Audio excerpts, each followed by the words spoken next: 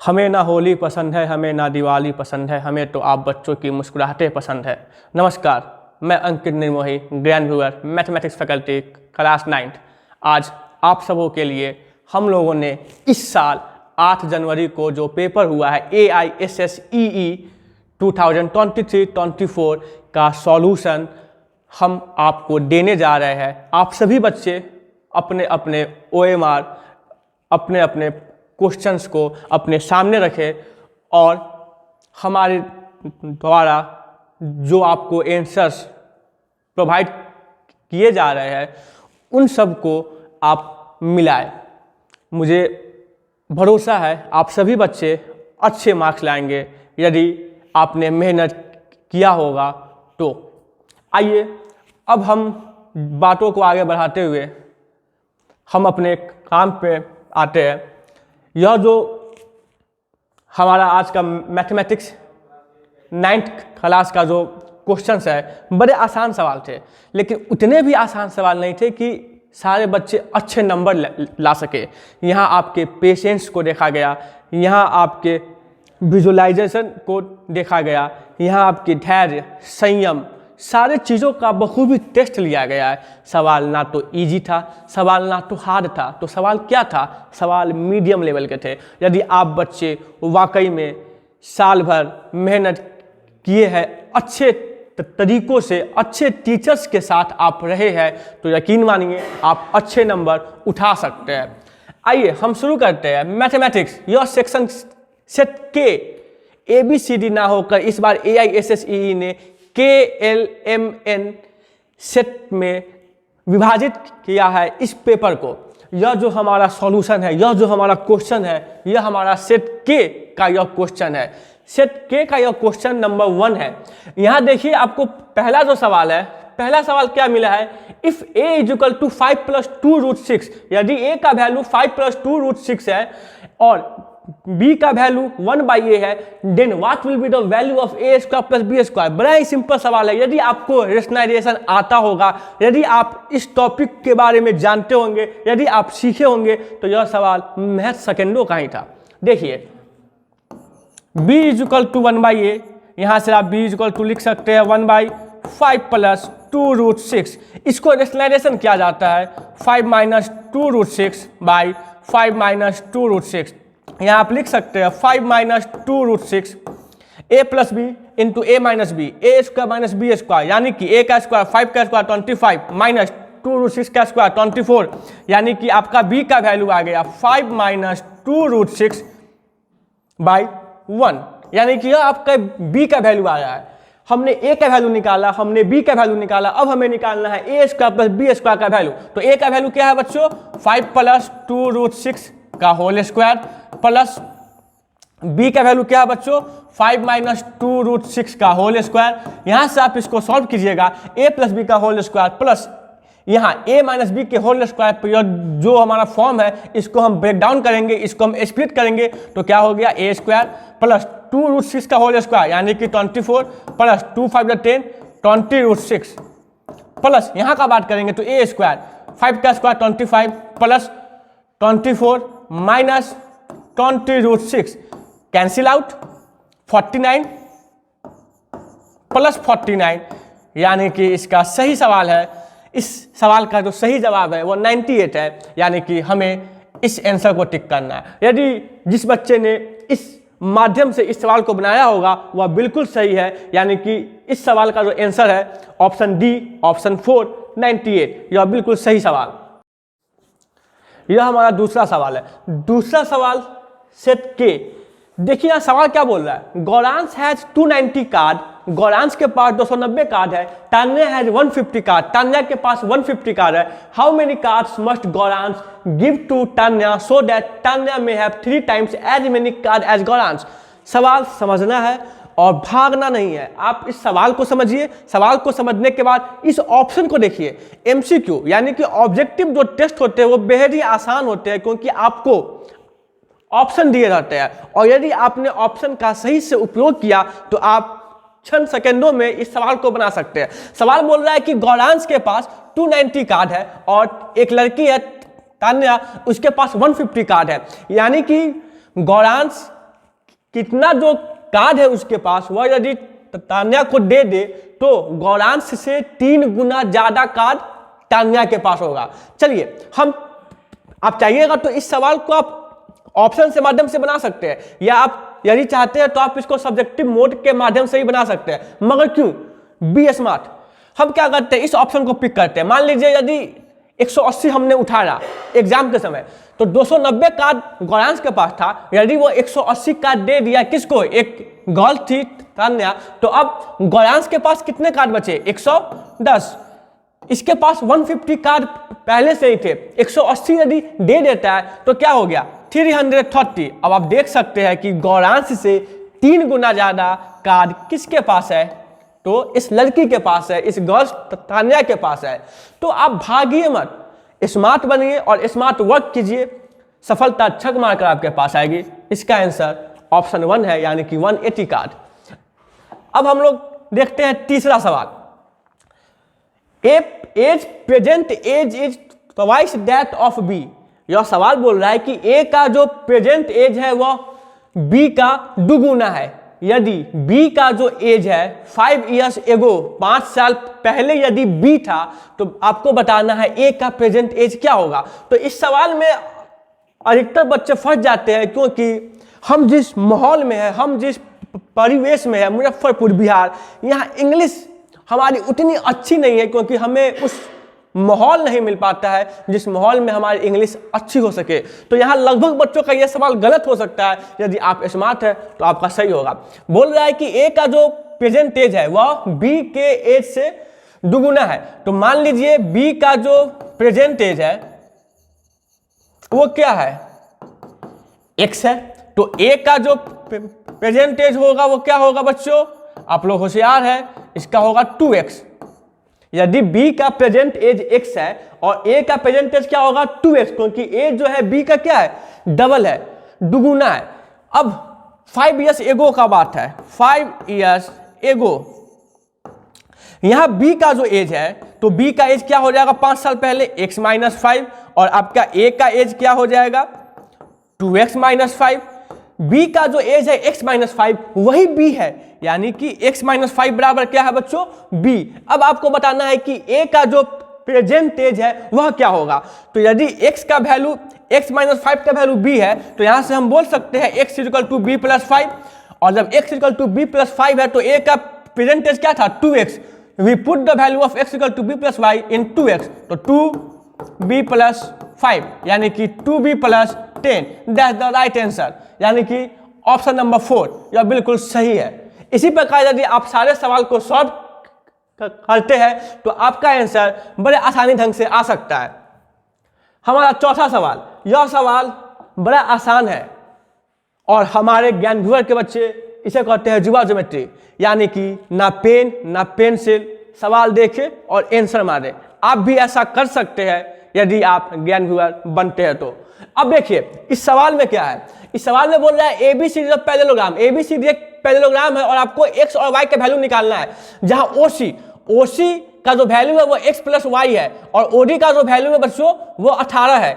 ओबी का वैल्यू क्या है y माइनस 5 एंड ओए का वैल्यू है 25। आपको मालूम है diagonals of parallelogram bisect each other, तो हम इसका फायदा उठाएंगे, यानी कि हम बोल सकते हैं कि ओसी बराबर ओए हो सकता है, क्योंकि डायगोनल्स जो होते हैं पैरेललोग्राम के वो एक दूसरे को बाइसेक्ट करते हैं, और बाइसेक्ट का मतलब होता है 2 बराबर भागों में बांटना, यानी कि AC और BD यदि डायगोनल है तो वो O पे मिल रहे हैं, यानी कि O जो एक वैसा पॉइंट है जहां OA बराबर OC है और OB बराबर OD है। तो हम इसका फायदा उठाएंगे। OC बराबर क्या हो गया हमारा OA, OC बराबर OA, तो x प्लस वाई का वैल्यू हमने क्या निकाल लिया 25। यहां से हमने एक इक्वेशन निकाल लिया।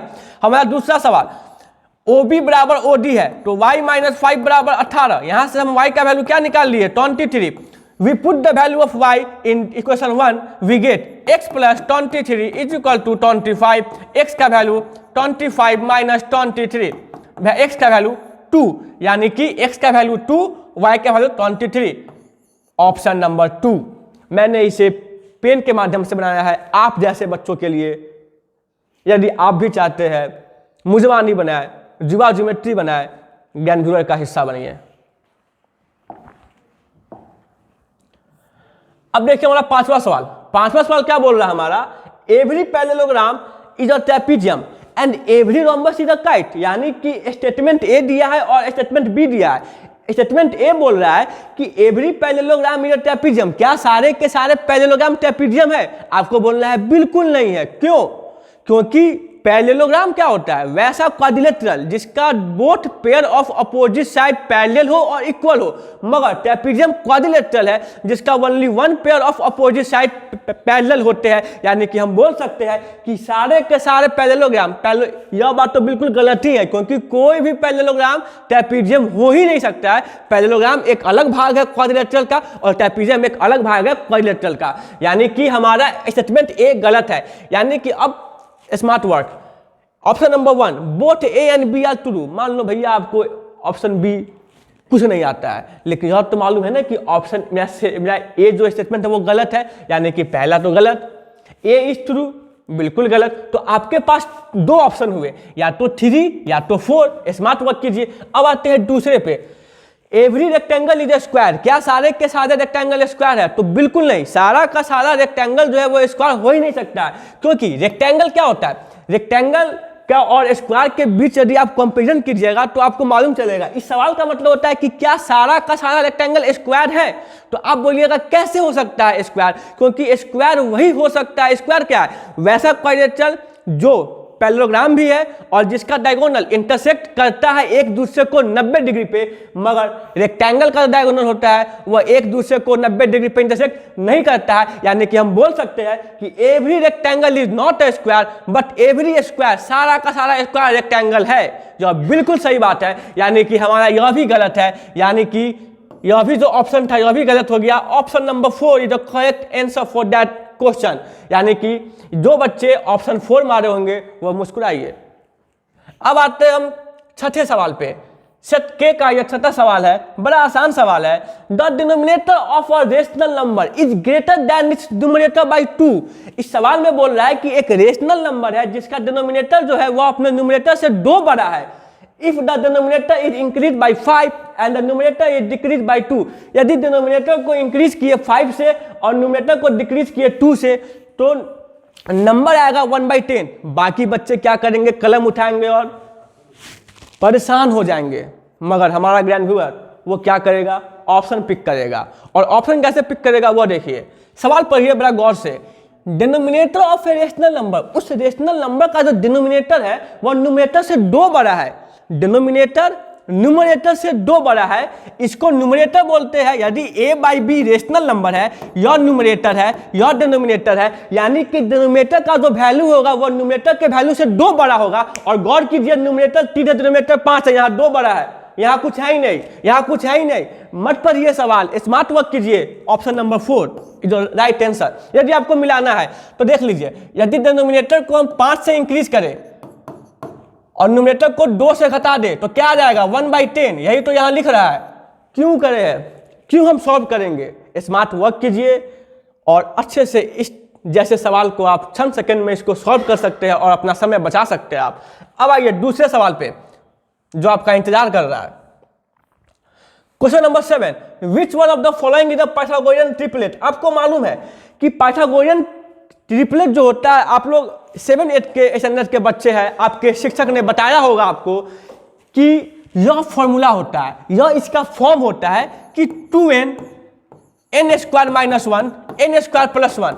लेकिन मैं आपको यह नहीं बोल रहा हूं कि आपको यह याद होना चाहिए, मगर यदि आपके पास कॉमन सेंस है तो आपको मालूम है कि पाइथागोरियन ट्रिपलेट क्या क्या हो सकते हैं। जैसे 12, 5, 12, 13, यह क्या है, पाइथागोरियन ट्रिपलेट है।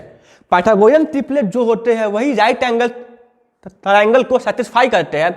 आपको कुछ नहीं करना था, n का कोई वैल्यू मान लेते। सपोज कीजिए कि आप n का वैल्यू मान लिए 2, तो 2 × n क्या हो गया 4, n स्क्वायर, 2 का स्क्वायर 4 - 1 3, 2 का स्क्वायर 4 + 1 5।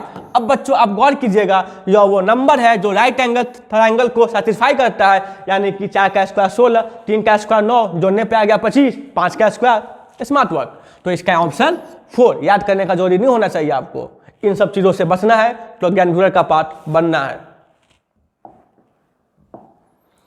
अब आइए हमारा 8वां सवाल। The ratio of circumference of two wheel is 5:3। Ratio बता रहा है, दो व्हील है, दोनों व्हील का जो सर्कमफेरेंस है उसका रेशियो 5:3 है। आपको फिर से बोल रहा है find the ratio of radii of two wheel, यानी कि सर्कमफेरेंस का जो है दो व्हील के सर्कमफेरेंस का रेशियो मालूम है। तो मान लीजिए व्हील वन का यदि आप सर्कमफेरेंस बात कीजिएगा तो 2πr1 मान लीजिए उसके लिए r1 है, और व्हील 2 का बात कीजिएगा तो सर्कमफेरेंस क्या हो गया 2πr2। इन दोनों का जो रेशियो है यानी कि 2πr2 बराबर क्या है बच्चों 5/3। 2π कट गया तो r1/r2 का वैल्यू आ गया 5/3। यही क्या है, यही तो है रेशियो ऑफ रेडियाई, यानी कि आपका आंसर हो गया बच्चों 5:3, ऑप्शन 1। स्मार्ट वर्क कीजिए, फॉर्मूला याद करने से बेटर है आप उस फॉर्मूले को समझिए, यह कैसे आया है, क्या हो सकता है क्या नहीं हो सकता है, भागिए मत। अब आते हैं question number 9, mean median mode, जो कि स्टैटिस्टिक्स का बेहद आसान चैप्टर होता है। यदि आप इससे सही से पढ़े होंगे एग्जाम के आखिरी समय में तो आप इससे अच्छे सवाल चंद सेकंड में बना सकते हैं। आप जरा गौर कीजिए, यहां बोल रहा है कि फॉलोइंग मार्क्स है 8 सब, एक बच्चे के द्वारा 8 डिफरेंट सब्जेक्ट में इतना मार्क्स ऑब्टेन हुआ है। अब इसका मीडियन निकालना है, तो मीडियन निकालने के लिए सबसे पहले यह होता है, यह सब क्या है ऑब्जर्वेशन, और इसी ऑब्जर्वेशन से बनता है डाटा। आपको इस डाटा को क्या करना होगा, एरे के फॉर्म में लाना होगा। एरे क्या होता है, या तो असेंडिंग या तो डिसेंडिंग के फॉर्म में आपको इसको लाना होगा। हम क्या करते हैं असेंडिंग के फॉर्म में लाते हैं, 0 3 7 7 8 8 9 10। यहाँ मेरे पास डाटा कितने हैं 4 4 8, यहाँ भी डाटा है मेरे पास 8। डाटा छूटने ना पाए, डाटा छूटा, मार्क्स छूटा, मार्क्स छूटा, रैंक छूटा। अब देखिए इसका लिए आपको मीडियन निकालना है, तो आपको मालूम है कि नंबर ऑफ ऑब्जर्वेशन इसका इवन है, यानी कि इसका जो फॉर्मूला हो जाता है 1/2 n/2 plus n/2 plus 1 term, यानी कि यहां से बात करेंगे तो 1/2 n/2। ऑब्जर्वेशन कितने हैं 8, 8/2 4। Fourth observation, first second third fourth, यह हमारा हो गया फोर्थ ऑब्जर्वेशन यानी कि 7। यह हमारा हो गया फिफ्थ ऑब्जर्वेशन यानी कि 8। दोनों को ऐड करेंगे 15/2 यानी कि 7.5 इज योर राइट आंसर, जो कि इस ऑब्जर्वेशन का मीडियन है, ऑप्शन 1 राइट आंसर। अब आते हैं हम लोग क्वेश्चन नंबर 10। यह बड़ा आसान सवाल है, क्योंकि इस बार के सवाल में एक दो सवाल को छोड़कर कोई भी सवाल हार्ड नहीं है। यदि आप सही से पढ़े होंगे, सिर्फ बेसिक पे फोकस किए होंगे, किताब के चक्कर में ना रहे होंगे, तो मुझे भरोसा है कि वैसे भी बच्चे होंगे जो बिना कोचिंग, बिना प्रिपरेटरी स्कूल, वो घर से भी सेल्फ स्टडी के माध्यम से भी 180 नंबर तक वो ला सकते हैं। यह सवाल देखिए, इस सवाल को फैक्टराइज करना है तो क्या है 4a² minus 9b² minus 2a minus 3b। इसको बच्चों हम सॉल्व करते हैं तो आपको मालूम है 2a का होल स्क्वायर माइनस 3b का होल स्क्वायर माइनस, इसको हम कॉमन ले ले तो बच्चों क्या हो गया 2a प्लस 3b। a², चलिए अब कंफ्यूज ना होइए, इसको हम मानते हैं x, इसको मान लिए y, तो यह भी हमारा हो गया x, यह भी हमारा हो गया y। तो x² माइनस y² को हम क्या लिखते हैं x plus y into x minus y, यानी कि 2a plus 3b into 2a minus 3b minus 2a plus 3b। हमने सबसे पहले यहाँ आइडेंटिटी का यूज किया। अब हम यहाँ क्या करेंगे, by taking binomial as a common, हम यहाँ कॉमन लेंगे। कॉमन क्या लेंगे बच्चों 2a प्लस 3b हमारा कॉमन हो गया। यहाँ से क्या बचा 2a माइनस 3b और यहाँ से क्या बचा 1। That's your right answer 2a plus 3b। अब खोजिए कहाँ है ना भैया, ये तो गलत है ना, ये भी गलत है, हाँ ये हो सकता है, मगर 2a माइनस 3b माइनस 1 यह नहीं है, यानी कि यह आपका राइट आंसर है। इस सवाल के लिए option 4 is your right answer. यदि आप इस प्रकार बनाए होंगे, बेसिक भूले ना होंगे, तो यह सवाल चुटकी भर का सवाल है, आप आसानी से इसको बना सकते हैं। अब हम लोग आते हैं क्वेश्चन नंबर 11। सवाल देखने से आपको लगता होगा ये कौन सा राक्षस है, यह क्या है। यकीन मानिए बड़ा आसान सवाल है, यदि आप थोड़ा सा समय दीजिएगा तो यह सवाल आप आसानी से बना सकते हैं। इस सवाल को हम लोग बोलते हैं सॉर्ड, एक्सपोनेंट एंड सॉर्ड का यह सवाल है। यदि आप इस सवाल को सॉल्व कीजिएगा बच्चों तो कुछ इस प्रकार का हम लोग इसको लिख सकते हैं। आप इसको चाहिएगा तो लिख सकते हैं 2 to the power 2 cube root 3, इसको यदि हटाइएगा तो हम क्या लिख सकते हैं 1/4। इसको सॉल्व कीजिएगा तो 2² यह क्या हो जाएगा 1/4 इंटू 1/3 यानी कि 2 to the power 2 1/2 2 से कट गया यानी कि 2 होल 1/6 एक जो राइट आंसर इस सवाल का जो जवाब होगा वह होगा 2 to the power 1/6। मुझे यकीन है कितने बच्चों ने क्या किया होगा 2 to the power -6। यदि आप ऐसा मारते आप तो बोलते सही है, तो बिल्कुल सही है ना बच्चे। 2 to the power -6 को आप क्या लिख सकते हैं 1/2 to the power 6, जो कि बिल्कुल गलत है। देखने से आपको लग रहा होगा सही, अभी तो सही हो सकता है, मगर नहीं। सवाल का जवाब ऑप्शन 2 है 2 to the power 1/6। अब हम लोग आते हैं अपने 12वें सवाल के लिए। हमारा जो अगला सवाल है मैथ लिस्ट 1 विद लिस्ट 2। इस बार तो मजाक कर दिया AISSE, ऐसा ऐसा सवाल दिया है जो 6-7 का बेसिक सवाल होता है वो क्लास 8 के लिए दिया है। यह सवाल क्या है, लिस्ट 1 और लिस्ट 2 को आपस में मिलाना है। 3m इंटू 2m क्या होता है बच्चों 6m², यानी कि खोजिए a का 2, a का 2, a का 2, a का 2, यानी कि 1 और 2 एलिमिनेट कीजिए, बचा 3 और 4। -9m इंटू -3n क्या हो गया 27mn, b का 3, b का 3, b का 3। c 4a² इंटू 4a² क्या होता है 16a to the power 4, यानी कि c का ऑप्शन 4, यहाँ c 4 है, यहाँ c 1 है, आपने छाता, यानी कि ऑप्शन नंबर 3 जो राइट आंसर। हम लोग आते हैं अपने नेक्स्ट सवाल की ओर। वह नेक्स्ट सवाल क्या है जरा देखिए। इफ और 4 digit number 2xy8 is exactly divisible by 3, यदि कोई 4 डिजिट नंबर है 2xy8, यह 4 डिजिट नंबर है, यदि यह एग्जैक्टली डिविजिबल है 3 से, then which of the following is the least value of x plus y. आपको मालूम है कि वह नंबर जो 3 से डिविजिबल होगा, यानी कि उन सारे नंबर का जो डिजिट होगा वह डिजिट 3 से एग्जैक्टली डिविजिबल होना चाहिए।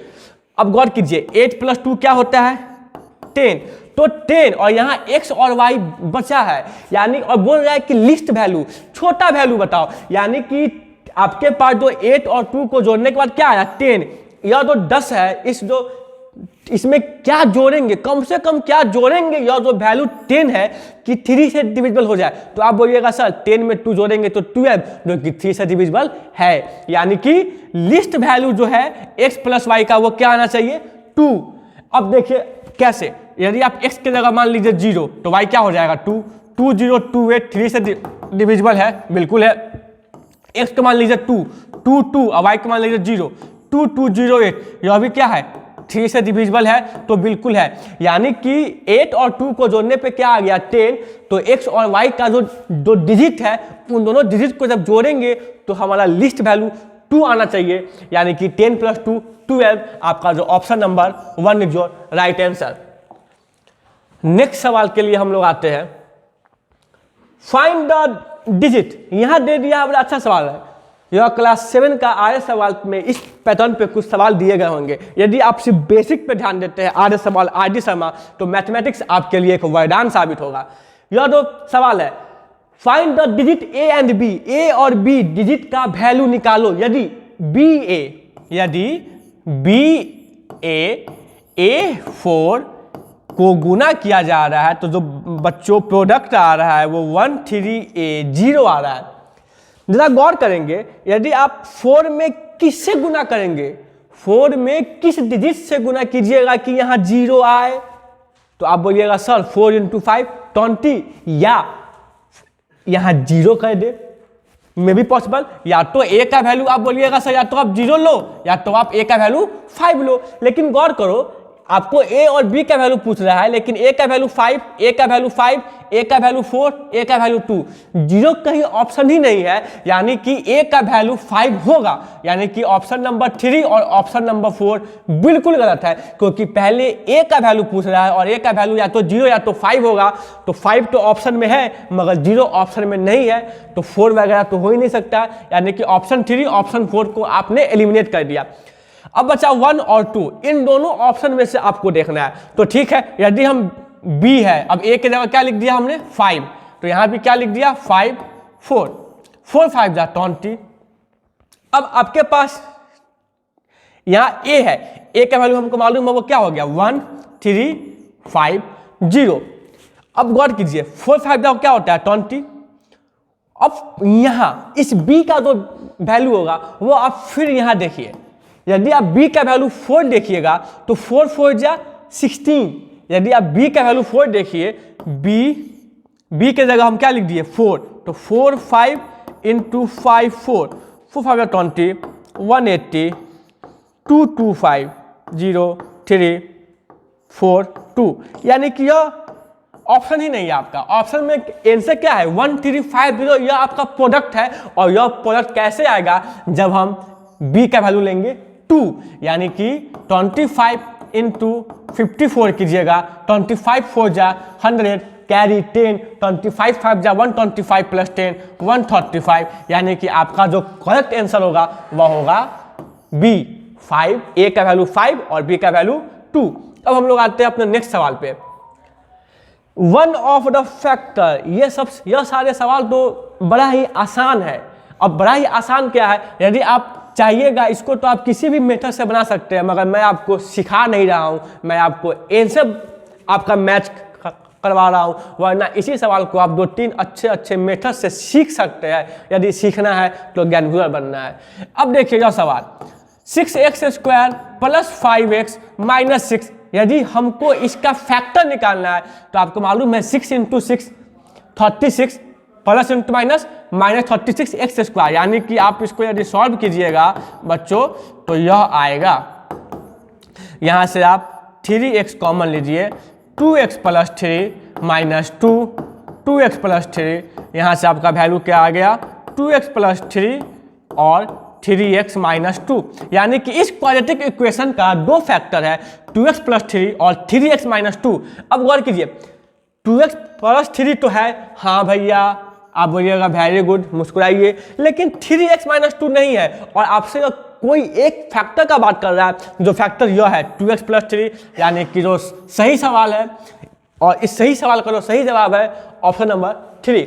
हम लोग आगे बढ़ते हैं, हमें रुकना नहीं है, हमें बढ़ते रहना है। सफलता या असफलता हमें प्रभावित नहीं कर सकती है। यह सवाल अच्छे बच्चे इस सवाल में गलती किए हैं, क्यों? क्योंकि यह सवाल आसान था और आसान सवाल अच्छे बच्चों से गलत हो जाते हैं। अब देखिए इस सवाल का मतलब बोल रहा है कि एक पेड़ है, अभी ठंडा है, आम का पेड़ बोलेंगे तो आप लोग खुश रहिएगा कि हाँ आम खाएंगे, लेकिन आम का समय नहीं है। तो मान लीजिए हमारे पास आंवला का पेड़ है, यह एक आंवला का पेड़ था, यह टूट गया। यह आंवला का जो पेड़ था, यह आंवला का पेड़ टूट गया। पहले यह इतना बड़ा एक पेड़ था, यह आंवला का इतना बड़ा पेड़ था, लेकिन आंधी चला तो आंधी के कारण क्या हो गया, यह जो पेड़ है यह पेड़ टूट गया। और a tree broke at a height of 6 metre from the ground.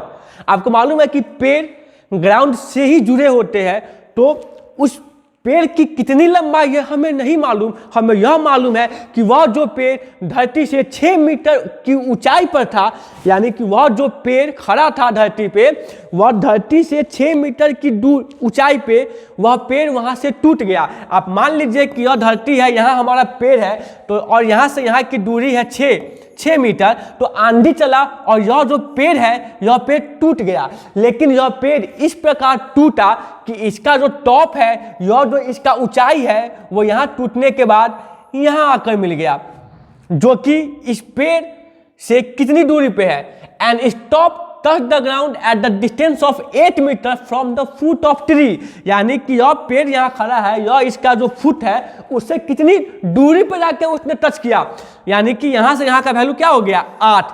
आपको मालूम है कि पेड़ हमेशा खड़ा होता है 90 डिग्री पे, यानी कि राइट एंगल ट्रायंगल बना दिया 6 8, यानी कि इसका वैल्यू हो गया 10। अब पूछ रहा है find the height of tree.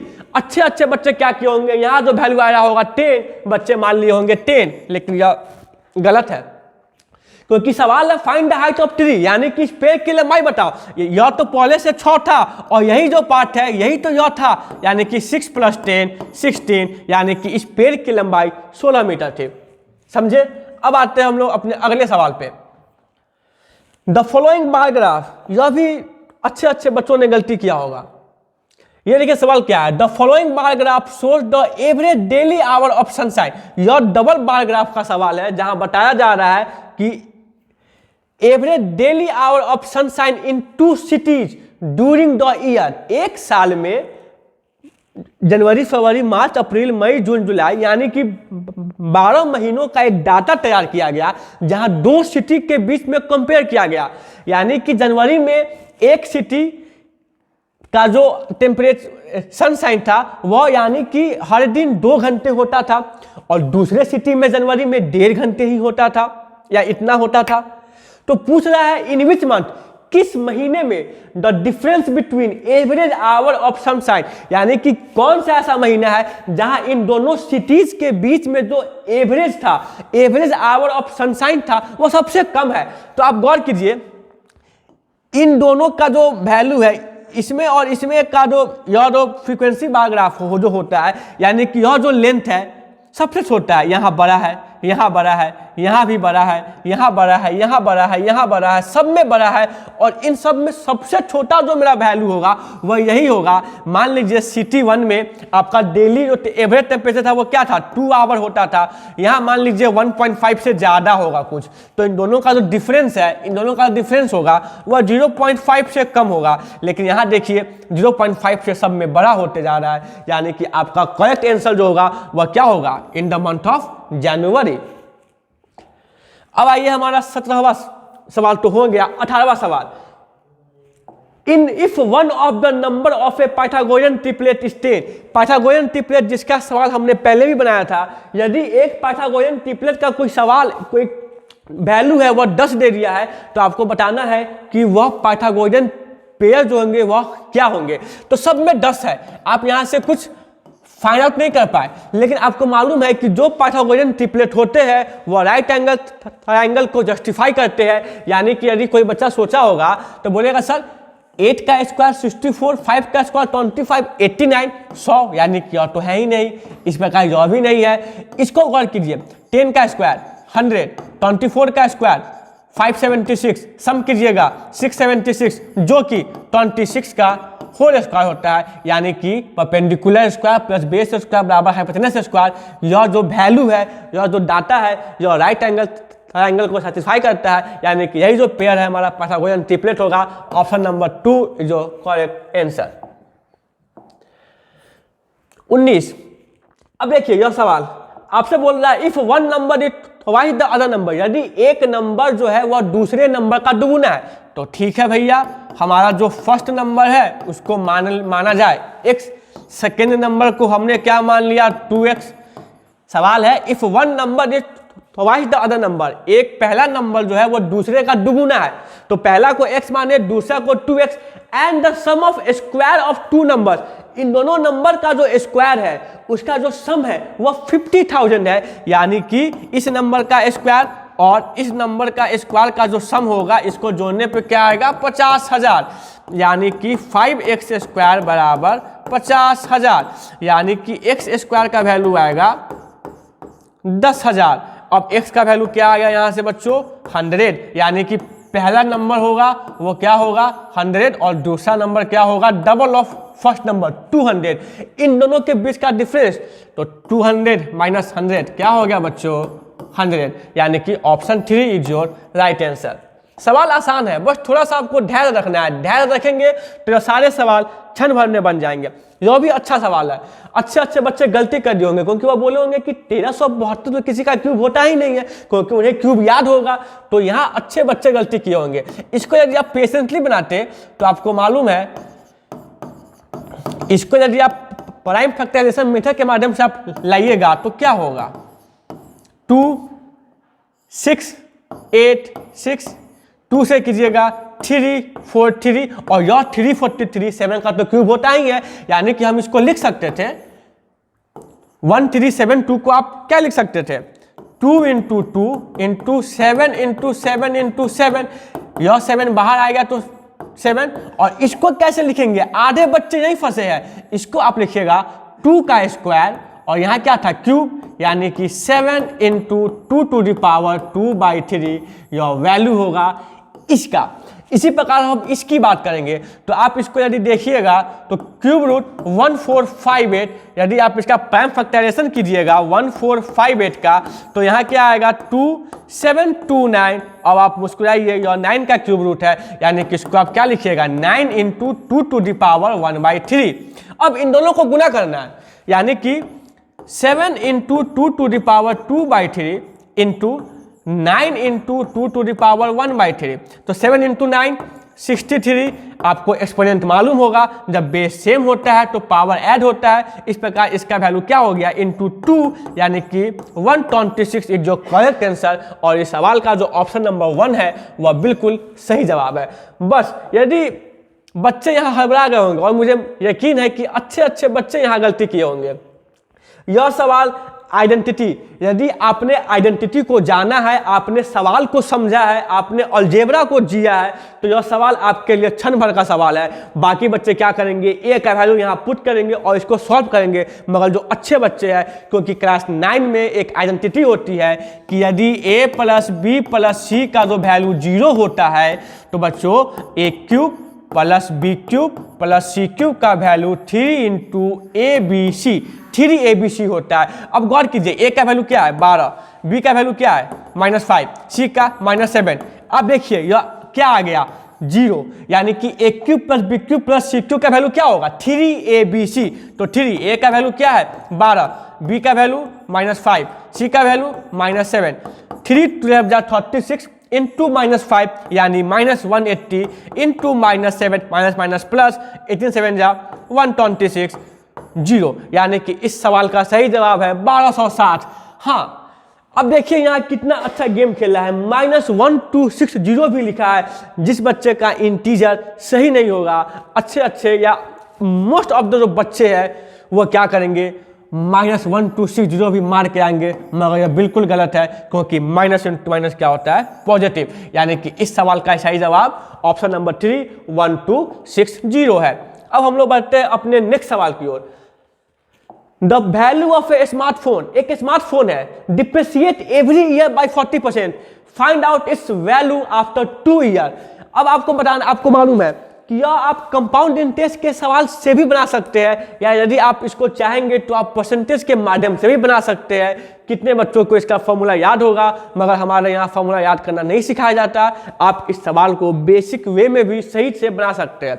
मान लीजिए इस एक फोन है, उस फोन का जो वैल्यू है वह वैल्यू हर साल 40% से घट रहा है। तो मान लीजिए उसका प्रेजेंट वैल्यू क्या है, प्रेजेंट वैल्यू इस फोन का 70,000 है और हर साल 40% घट रहा है। तो इससे नेक्स्ट ईयर, तो इसके बाद 1 साल बाद जो इसका वैल्यू होगा वह 40% घट जाएगा, यानी कि आपका 28,000 रुपये इसमें डिक्रीज हो गया। यानी कि 1 साल बाद इस फोन की कीमत क्या हो जाएगी, माइनस कीजिएगा तो 42,000 क्या हो जाएगा 42,000 जो है 1 साल बाद इसकी कीमत हो जाएगी। अगले साल फिर 1 साल बाद इसकी कीमत क्या होगी। तो अब मान लीजिए 2022 में हमने फोन खरीदा 70,000 का, 1 साल बाद 2023 में इस फोन की कीमत क्या हो गई 42,000। अब फिर 1 साल बाद यानी कि 2024 में यह जो फोन की कीमत होगी 40% फिर डिक्रीज करेगी, यानी कि इसमें 40/100 करेंगे हम लोग, तो क्या हो गया 42 × 4 16800 16,800 और घटेगा। और बच्चों जब आप 42,000 में से 16,800 घटाएंगे तो आपका जो आंसर आएगा 25,200, यानी कि ऑप्शन नंबर 3। अब फॉर्मूला याद होगा तो आप आसानी से बना सकते हैं, मगर इस छोटी से दिमाग में क्या क्या याद कीजिएगा आप, SST याद कीजिएगा कि साइंस याद कीजिएगा कि इंग्लिश याद कीजिएगा।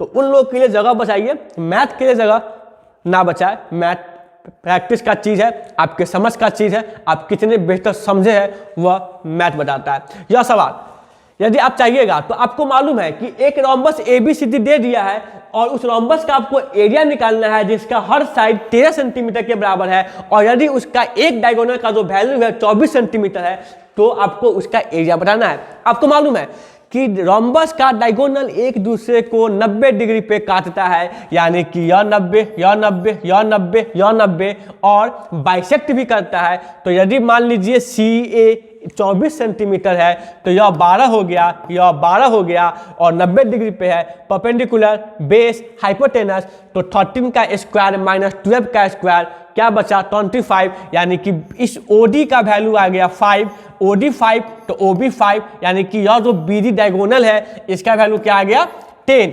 अब एरिया क्या होता है 1/2 into product of its diagonals. Diagonals क्या है 24 इंटू 10, 2 से 5 टाइम्स 24 इंटू 5 120, यानी कि आपका जो ऑप्शन आ गया ऑप्शन नंबर 4 120 सेंटीमीटर स्क्वायर, जो आपका बिल्कुल सही जवाब है।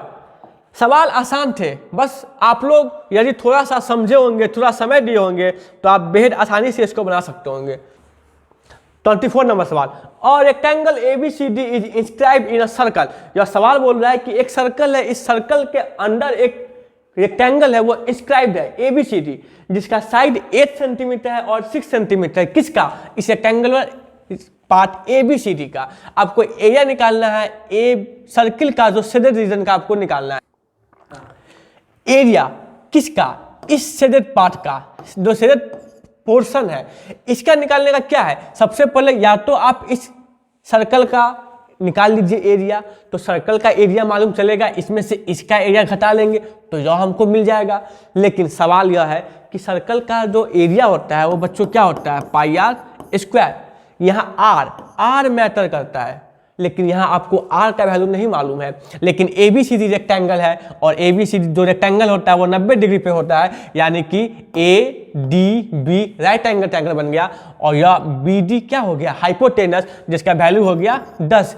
यही जो BD इस ट्रायंगल के लिए हाइपोटेनस है, यही तो इस सर्कल के लिए BD लॉन्गेस्ट कॉर्ड है, डायमीटर है, और डायमीटर क्या होता है 2 टाइम्स रेडियस, यानी कि जो R है इस R का जो वैल्यू होगा तो R का वैल्यू आ गया 5, यानी कि एरिया क्या आ गया 22/7 इंटू 25, तो 22 इंटू 25 क्या हो गया 550/7, जो 7 7 जा 49, 60 7 जा 56, 78.5 समथिंग होगा। अब देखिए हमने इस पूरे एरिया निकाला सर्कल का 78.5 यूनिट, यदि सेंटीमीटर है तो सेंटीमीटर स्क्वायर। अब यह रेक्टेंगल है तो रेक्टेंगल का एरिया क्या होता है L इंटू बी, यानी कि 48 सेंटीमीटर स्क्वायर। अब पूरे सर्कल के एरिया में से इस एरिया को घटाते हैं बच्चों, तो 78.5 माइनस 48 30.5 सेंटीमीटर स्क्वायर, यानी कि ऑप्शन नंबर 2 इज जो करेक्ट आंसर। आप देख रहे होंगे हम जो ऑप्शन मार रहे हैं वो पहले से ही यहाँ है, यह हमारे बच्चे का है, यह ग्रैंडव्यूअर की ताकत है। यदि आपको अपनी ताकत मैथमेटिक्स बनानी है, ग्रैंडव्यूअर का हिस्सा जल्द से जल्द बनिए। हम आते हैं अगले सवाल की ओर। सवाल नंबर 25 बड़ा आसान सवाल है। यदि आपका बेस सेम है और दोनों बेस सेम होने के साथ साथ इनटू है, इन दोनों बेस के बीच में जो बॉन्ड है वह बॉन्ड, वह प्रॉपर्टी, वह ऑपरेशन यदि मल्टीप्लिकेशन का हो रहा है तो पावर ऐड होता है, यानी कि -5 to the power m+1 plus m-1 is equal to -5 to the power 3। यह कैंसिल आउट, -5 का power 2m is equal to -5 का पावर 3। बेस जब LHS बराबर RHS है और जब बेस बराबर होता है तो पावर भी बराबर होते हैं, यानी कि 2m बराबर 3, m बराबर 3/2, यानी कि ऑप्शन नंबर 4 जो है वह बिल्कुल करेक्ट आंसर है। अब हम लोग बढ़ते हैं अपने अगले सवाल की ओर। अब यह सवाल, Arun bought binder clip at the rate of 5 for a rupee। Arun 1 रुपए में 5 खरीदता है क्या बाइंडर क्लिप। तो बच्चों क्या करेंगे, CP ऑफ 1 बाइंडर क्लिप क्या हो जाएगा, यदि 1 रुपए में 5 खरीदता है तो एक बाइंडर क्लिप का दाम 1/5 रुपए। ही हैड टू सेल, यह इसको कितना में बेच रहा है, तो 1 रुपए में 6 पीस बेच रहा है, यानी कि SP ऑफ 1 बाइंडर क्लिप क्या हो जाएगा ₹1/6। तो इसका लॉस, तो लॉस क्या होता है C - SP,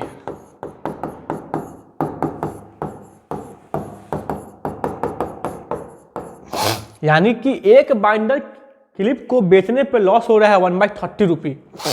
अब लॉस परसेंट, तो परसेंटेज लॉस क्या होता है बच्चों, लॉस बाई CP इंटू 100%, यानी कि 1/30। CP क्या था बच्चों, एक का 1/5 गुने 100%। इसको क्या कर लिखेंगे, 1/30 इंटू 5/1 इंटू 100%, 0 से 0, 50/3%।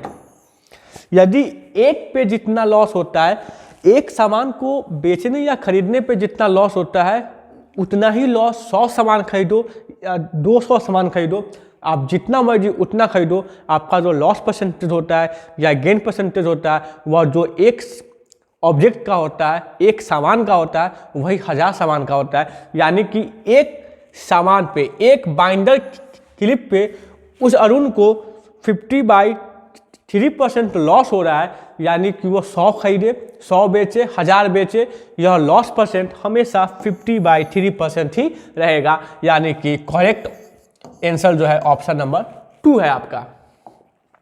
नेक्स्ट सवाल यहां देखिए, for what value of m, m के किस वैल्यू के लिए XY² m बराबर यह होगा। यानी कि आप इसको कैसे सॉल्व कीजिएगा, XY² m a plus b का whole square minus a minus b का होल स्क्वायर। तो आपको देखिए क्या करना है, पहले इसको सॉल्व कीजिए। तो क्या हो गया, 4x² y² plus 25y² plus 20xy², यह इसका वैल्यू हमने निकाला है, माइनस, अब इसका काम करेंगे, 4x² y² plus 25y² minus 20xy²। इसको सॉल्व कर लीजिए बच्चों, 4x² y² plus 25y² plus 20xy² minus 4xy² minus 25y² plus 20xy²। यह आपका हो गया कैंसिल आउट, यह हो गया कैंसिल आउट, यह बचा है और यह बचा है, यानी कि क्या आ गया, 40xy² किसके बराबर है, यह इसके बराबर है, XY² m के बराबर है। XY² यानी कि m का वैल्यू क्या आ गया, 40, यानी कि आपका जो ऑप्शन नंबर 3 है वो आपका करेक्ट आंसर है। हम लोग आते हैं नेक्स्ट सवाल की ओर। क्वेश्चन नंबर 28, यहां बोल रहा है which is the like term as 84xy² आपको मालूम है कि अलजेब्रिक एक्सप्रेशन में आप लोगों ने सीखा था लाइक टर्म क्या होते हैं और अनलाइक टर्म क्या होते हैं। तो हम लोग उसके लिए वेरिएबल को देखते हैं, हमारा कांस्टेंट से कोई मतलब नहीं है। वेरिएबल यानी कि दो अलजेब्रिक टर्म यदि लाइक होते हैं या अनलाइक होते हैं तो यह निर्भर करता है कि वह दोनों क्या सेम जाति के हैं या अनलाइक जाति के हैं। अब जाति मतलब यदि XY² है तो सामने वाला भी XY² होना चाहिए। यहाँ क्या है, XY²Z², यहाँ देखिए क्या आ रहा है, XYZ², मैच नहीं किया। यह क्या आ रहा है, X²Y²Z, मैच नहीं किया। यह क्या आ रहा है, X²YZ², मैच नहीं किया। यह मैच किया, XY²Z², यानी कि यह जाति यह यानी कि 84xy²z² यदि लाइक होगा तो वो इसी के लिए लाइक होगा, यानी कि ऑप्शन नंबर 4 जो है वो आपका राइट आंसर है। हम लोग आते हैं अपने नेक्स्ट सवाल के लिए। यह सवाल अच्छा है, आसान भी है मगर टिपिकल है। टिपिकल कहने का मतलब, सॉरी बच्चों यहाँ ऑप्शन नहीं आ पाया है, मगर मैं इसका सॉल्यूशन दूंगा और आप होशियार है, जागरूक है, आप उस ऑप्शन को इससे मिलाना। यह राइट एंगल ट्रायंगल है, AB बेस है, यह परपेंडिकुलर है, तो आपको मालूम है कि AC हाइपोटेनस है। तो हाइपोटेनस स्क्वायर बराबर क्या होता है, perpendicular square plus base square. तो आप लिख सकते हैं इसको, आप मान लीजिए यह वैल्यू AC² मानो या x मानो, तो x का स्क्वायर बराबर AB का स्क्वायर। तो AB क्या है, √12 का स्क्वायर प्लस 4 का स्क्वायर, इसका होल स्क्वायर प्लस 3 का होल स्क्वायर। अब यहाँ गौर कीजिए, x² का वैल्यू यहाँ क्या हो जाएगा, यह रूट और स्क्वायर खत्म, यानी कि 12 का स्क्वायर 144 प्लस 4 का स्क्वायर 16 प्लस 9, यहाँ से क्या आ गया 169, यानी कि x का वैल्यू क्या आ गया, √169 दैट्स इक्वल टू 13। यानी कि आपका जो AC था उस AC का वैल्यू क्या आ गया, 13। अब पूछ रहा है find out the perimeter, perimeter निकालना है। तो पेरीमीटर क्या होगा, sum of all side of any polygon, यानी कि क्या हो जाएगा आपका 13 + 3 + √12 का स्क्वायर + 4 का स्क्वायर। 13 + 3 क्या हो गया बच्चों, 16। √144 + 16 160। इसी को आप लिख सकते हैं, 160 को कैसे लिखिएगा, तो 116 को आप लिख सकते हैं 4 × 4 × 10 √4 × 4 × 10। तो यहां से 16 प्लस यह 4 बाहर आ गया 4√10। यह आपका राइट ऑप्शन होगा 16 + 4√10 जो है यह बिल्कुल सही जवाब है। आप अपने ऑप्शन में देखना, यदि यह ऑप्शन है तो वही सवाल का जवाब होगा। अब हम लोग आते हैं अपने नेक्स्ट सवाल की ओर। हमारा क्वेश्चन नंबर 30। एक बाइसिकल व्हील है, व्हील होता है सर्कुलर यानी कि सर्कल। एक बाइसिकल व्हील 1000 रेवोल्यूशन में 2 किलोमीटर का सफर करता है तय। तो आपको उस व्हील का डायमीटर बताना है। आपको मालूम है कि व्हील यदि एक बार रिवॉल्व करता है वही उसका सर्कमफेरेंस होता है। यानी कि यदि 1000 रिवॉल्यूशन में वह व्हील जो है वह 2000 मीटर की दूरी को कवर करता है, तो एक रिवॉल्यूशन में वह व्हील जो है बच्चों कितना, 2 मीटर के डिस्टेंस को तय करेगा एक रिवॉल्यूशन में। और यही रिवॉल्यूशन क्या है, सर्कमफेरेंस, यानी कि 2πr = 2 मीटर। तो 2 से 2 πr = 1। पाई का वैल्यू 22/7 × r = 1। तो r का वैल्यू 7/22। कितने बच्चे ये आंसर मार सकते हैं, या इसी को आप इस फॉर्म में ले आइएगा, मगर नहीं, यह डायमीटर का बात कर रहा है। यानी कि जब इस r में 2 से गुना कीजिएगा तो यहाँ भी 2 से गुना करना होगा। 2 से 11 बार में कटेगा 7/11। जब इसको सॉल्व कीजिएगा बच्चों तो 0.636 आएगा। यानी कि आपका ऑप्शन नंबर 4 जो है वह इस सवाल का सही जवाब है। सवाल बड़ा आसान था, बस आपको समझना था कि सवाल बोल क्या रहा है। और यदि आपको मालूम होता कि कोई सर्कुलर चीज यदि एक कंप्लीट रिवॉल्यूशन करता है, यानी कि डिस्टेंस कवर जो हो रहा है वह उसके सर्कमफेरेंस के माध्यम से हो रहा है, यानी यहाँ जो रिवॉल्यूशन था यानी कि 1000 बार, यानी कि इसी 1000 × 2πr कीजिएगा तो आप किसके बराबर आइएगा, 2 किलोमीटर के बराबर आइएगा। बस यही आपको समझना था और यह बड़ा आसान सवाल दिया था इस बार क्लास 8 के लिए। हमारा नेक्स्ट सवाल आते हैं हम लोग क्वेश्चन नंबर 31 में। इस फिगर को आइडेंटिफाई करना है। यह जो दे दिया है PQRS, यह बच्चे को गुमराह करने के लिए दिया है, और हमारे भोले भाले बच्चे यहाँ गुमराह हो गए, यहाँ फंस गए। यहाँ बोला जा रहा है कि आपको identify the correct coordinate of vertices of rectangle OABC। Rectangle OABC का आपको यहाँ बात करना है। तो इस PQRS का क्या जरूरी है, इस PQRS का कुछ भी जरूरी नहीं है, लेकिन P का ऑप्शन दे दिया है। और हमारे कितने बच्चे जो है यह ऑप्शन मार कर आए होंगे। सवाल को एक बार सही से पढ़ना भी आपका पहला कर्तव्य है, पहला दायित्व है। अब देखिए ओ यानी कि ओरिजिन, यानी कि ओ मतलब यह होगा, यह तो बिल्कुल नहीं होगा क्योंकि P का बात नहीं करना है, बात करना है OABC का। OABC का हमको कोऑर्डिनेट निकालना है, तो ऑप्शन नंबर 2 बिल्कुल नहीं होगा। ऑप्शन नंबर 4 O11, O यहाँ 11 है ही नहीं, यह ओरिजिन है, यानी कि इसका पॉइंट क्या होगा, एब्सिसा होगा इसका 0, और ऑर्डिनेट क्या होगा 0, यानी कि ऑप्शन नंबर 2 और ऑप्शन नंबर 4 बिल्कुल गलत है। अब बात करते हैं ए का।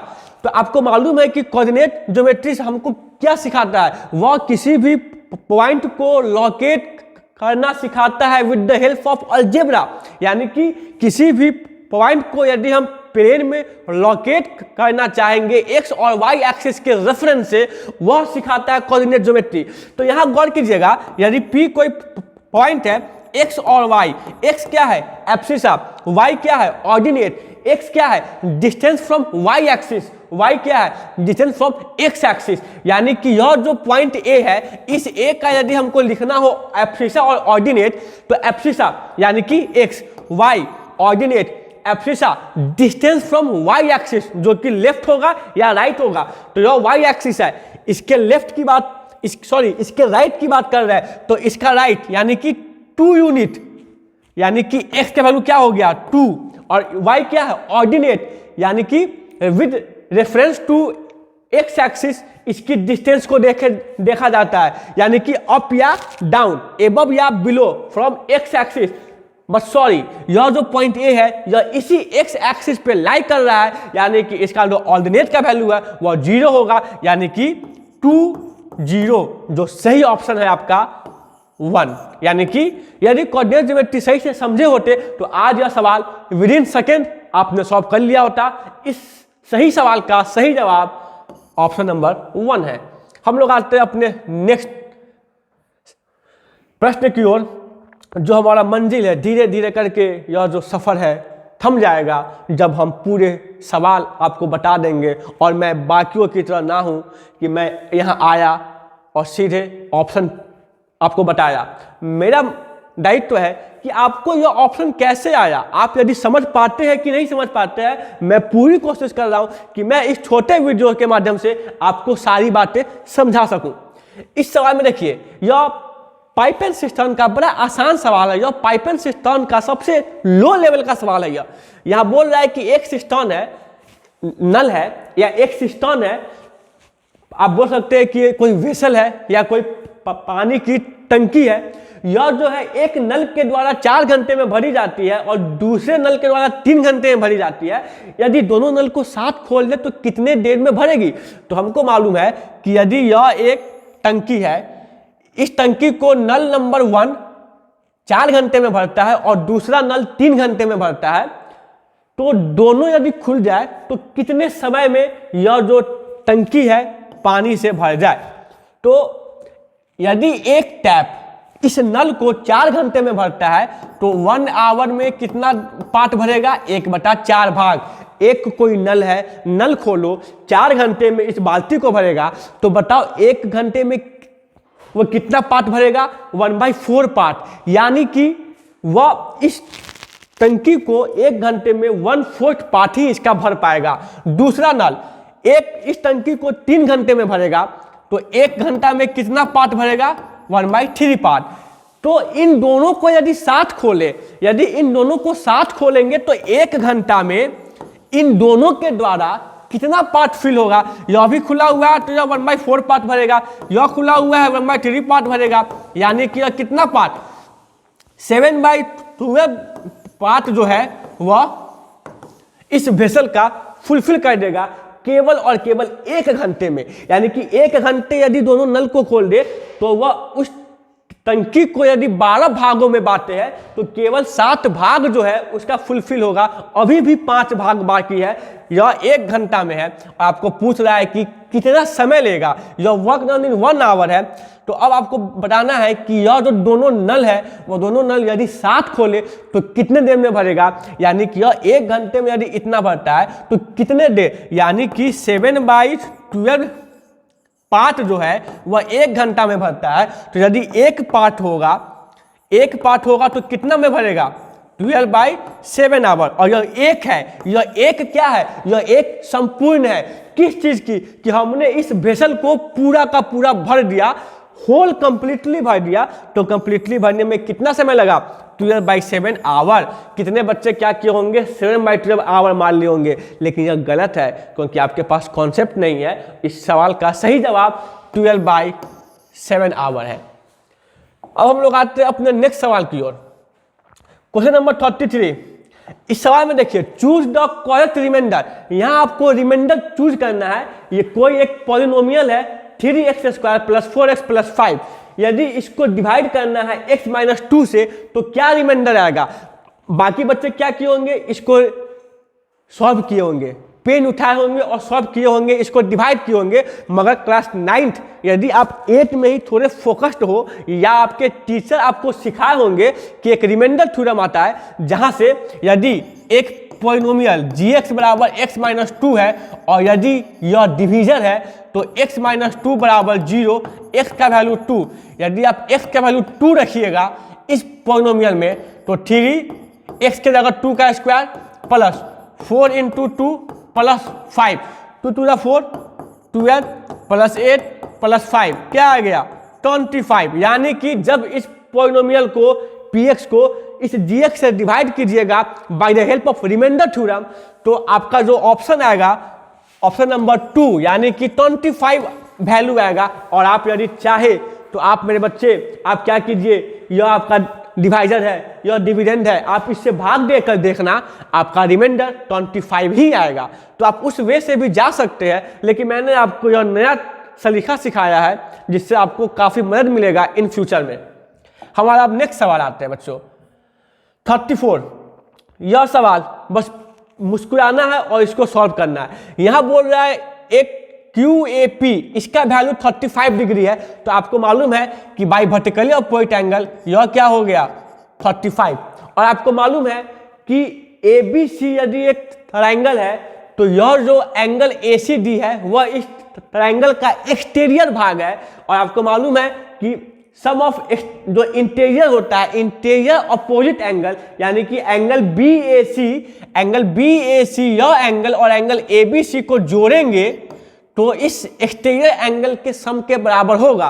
तो माना कि यह वैल्यू x है तो 35 प्लस x क्या हो गया 100, x का वैल्यू 65, यानी कि ऑप्शन नंबर 2। या आप ऐसे भी कर सकते हैं बाय लीनियर पेयर, यह 100 है तो यह 80 है, 80 और 35 क्या आ गया 115। We know that sum of all angles of triangle is 180, यानी कि आप 180 से जब आप माइनस कीजिएगा 115 तो यहाँ से आपका वैल्यू आएगा 65 डिग्री। यानी कि कोई भी मेथड लगाओ option 2 is your right answer. Question number 35 देखिए 35 यह बेहद ही आसान सवाल है, क्योंकि आपने यूलर फॉर्मूला में यूलर थ्योरम में जो 8 में है यूलर फॉर्मूला, वहां से आपने देखा होगा बच्चों कि f प्लस v जो होता है वह बराबर होता है e प्लस 2 से। यह एक फॉर्मूला है कि फेस और वर्टेक्स किसी भी पॉलीहेड्रन का फेस और वर्टेक्स को जब आप जोड़ेंगे तो वह e प्लस 2 के बराबर होगा। गौर कीजिए 4 प्लस 4 8 बराबर 6 प्लस 2 8, यह बिल्कुल सही है।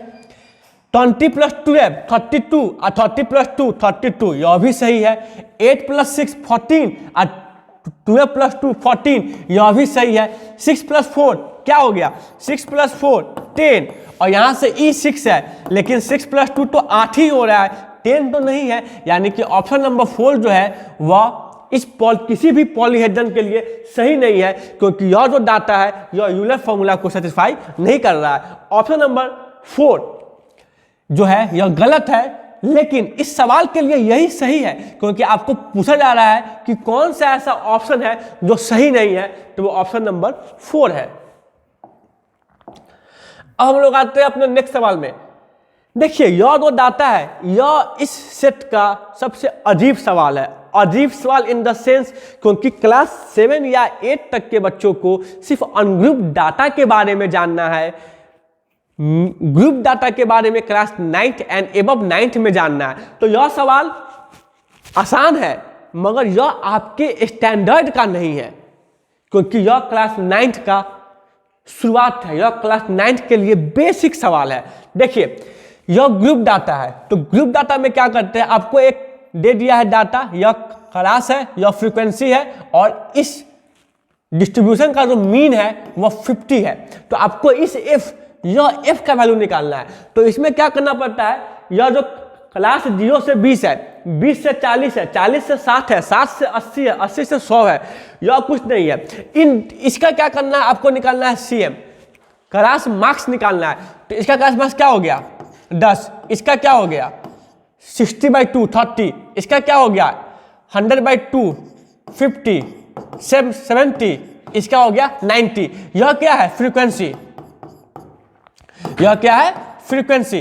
तो क्लास मार्क्स और फ्रीक्वेंसी में गुना कीजिए, क्लास मार्क्स और फ्रीक्वेंसी में बच्चों क्या कीजिए गुना कीजिए आप।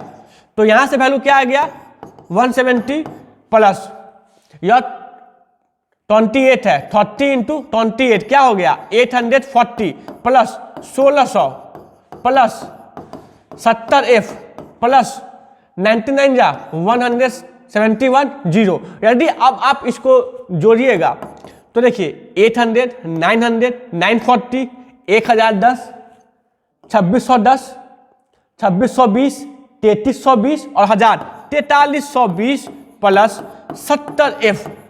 यह जोड़ने पे आया। अब मैं आपको यह बता नहीं सकता हूं कि यह आया कहां से, क्योंकि यह क्लास 8 के स्टैंडर्ड का नहीं है। अब क्या करते हैं, फ्रीक्वेंसी कितनी है जोड़ने पे, 17, 28 क्या हो गया 45, 54, 64, 96 प्लस एफ, 96 प्लस एफ बराबर मीडियन, मीन जो है 50। अब इसको आप सॉल्व कीजिए, 96 इंटू 5 क्या हो गया, 96 इंटू 5 बच्चों कीजिएगा तो 4800 प्लस 58। इसको यहां लाइए तो 4320 माइनस 4800 बराबर माइनस 20F। यहां से जब आप इसको सॉल्व कीजिएगा तो minus 480 minus 20F, minus minus cancel out, 20, 24, यानी कि F का वैल्यू क्या आ गया, we got value of F is 24, यानी कि your option number 1 is the correct answer for this question. हमारा नेक्स्ट सवाल, यह एवरेज का बड़ा आसान सवाल है। यह क्या बोल रहा है कि 20 ऑब्जर्वेशन है, उस 20 ऑब्जर्वेशन का जो एवरेज है, मीन है, वह 19 है। जब गलती तो मनुष्य से होती ही है, तो यहां भी गलती हुआ। यहां गलती क्या हुआ कि 2 ऑब्जर्वेशन जो थे वो गलत हो गए, यानी कि एक ऑब्जर्वेशन गलती से 3 लिख दिया गया और एक ऑब्जर्वेशन गलती से 6 लिख दिया गया। जब इन दोनों रॉन्ग ऑब्जर्वेशन को हमने रिप्लेस किया सही ऑब्जर्वेशन से, जिसमें 3 के जगह क्या लिखा हमने 8 और 6 के जगह हमने क्या लिखा 9, तो 3 के जगह 8 लिखा, यानी कि इस डाटा में यदि 20 नंबर का सम मीन 19 है, यानी कि उस नंबर का सम 380 है, तो इस 380 में क्या होगा, 3 था अब 8 आया, यानी कि प्लस 5 हुआ, 6 था 9 आया, यहाँ क्या हो गया प्लस 3, यानी कि ओवरऑल डाटा में हमने कितना इंक्रीज कर लिया, प्लस 9। 3 से 5 यहां से 9, तो 9 हमारा जो मार्क्स है वो क्या हो गया, 9 मार्क्स हमारा इंक्लूड हो गया। हमने इसमें ऐड किया, हमने इसमें जोड़ा, यह 3 था, यह 8 हुआ, यह 6 था, यह 9 हुआ, यहां से 5 और 3। मैं भी देखिए इंसान हूं, मुझसे भी गलती हुई, 5 प्लस 3 जोड़ने पे 9 नहीं होता है, 8 होता है। तो हमारा जो डाटा है वह 8 हुआ, जो हमने 8 इंक्रीज किया हमारे सम में, हमारे उस सम के वैल्यू में 8 इंक्रीज हुआ, तो 8 इंक्रीज हुआ, लेकिन हमारे पास ऑब्जर्वेशन कितने थे 20, तो 8/20 यानी कि 4/10, यानी कि 0.4 इंक्रीज हुआ। पहले कितना था मीन 19, अब न्यू मीन क्या होगा 19.4। मेरे पास समय कम है, वरना मैं अभी इस एवरेज में आपको नए नए सवाल बता सकता था, मगर अभी मुझे केवल यह बताना है कि कैसे मेरे बच्चे परेशान ना हो और सारे सवालों का सही जवाब उन्हें मालूम हो जाए। इस सवाल का जवाब हमने आपको बता दिया 19.4। यह सवाल देखिए, यह प्रोबेबिलिटी का सवाल है, मगर यह प्रोबेबिलिटी का सवाल क्लास 8 के लेवल का नहीं है, यह क्लास 9 का भी नहीं है, यह 9 और 10 के बीच का यह सवाल है। यह 2 सवाल जो मैंने एक और आपको कहा था ग्रुप डाटा का और यह प्रोबेबिलिटी का, यह दोनों सवाल हार्ड नहीं है, मगर मेरे बच्चों आपके लिए हार्ड होंगे, क्योंकि क्लास 8 के स्टैंडर्ड में इन सवालों का कोई औचित्य नहीं है। देखिए, एक आदमी के पास 2 बैग है, एक बैग में 3 ब्लैक और 4 व्हाइट बॉल है, दूसरे बैग में 4 ब्लैक और 3 व्हाइट बॉल है। तो एक बैग सेलेक्ट किया गया, तो यदि मान लीजिए यह बैग ए है, यह बैग बी है, इस बैग ए में 3 ब्लैक बॉल है, 4 व्हाइट बॉल है, और यहां क्या है 4 ब्लैक बॉल है और 3 व्हाइट बॉल है। तो हम आए और ये दोनों बैग बंद था, हम एक बैग पिक किए। हो सकता है कि हम यह बैग उठाए हो, या हो सकता है कि हम यह बैग उठाए हो। यदि हम इसको उठाए या इसको उठाए, दोनों के मेरे पास आने का प्रोबेबिलिटी क्या है 1/2। मेरे द्वारा यदि कोई बैग हम उठाएंगे तो उसकी प्रोबेबिलिटी क्या होगी 1/2। अब कोई भी बैग उठाओ, उसमें से एक बॉल सेलेक्ट करना है जो वो बॉल कैसा हो, ब्लैक हो।